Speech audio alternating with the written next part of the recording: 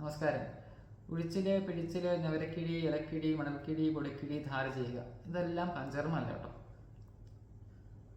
കേൾക്കാൻ നല്ല രസമുള്ള പദമാണ്, കേൾക്കാൻ നല്ല രസമുള്ള കാര്യമാണ്. അതായത് ഉഴിച്ചില് ചെയ്യുക, പിഴിച്ചില് ചെയ്യുക, ഞവരക്കിഴി ചെയ്യുക, ഇലക്കിഴി ചെയ്യുക, ധാര ചെയ്യുക, പൊടിക്കിഴി ചെയ്യുക, പൊടി തിരുമുക. എന്നിട്ട് പറയും ഞാൻ പഞ്ചകർമ്മ ചികിത്സ ചെയ്തുകൊണ്ടിരിക്കുക എന്ന് പറയും. നമ്മൾ ആദ്യം മനസ്സിലാക്കേണ്ടത് പഞ്ചകർമ്മം എന്നാൽ ഈ പറയുന്ന ചികിത്സാ രീതികളൊന്നുമല്ല.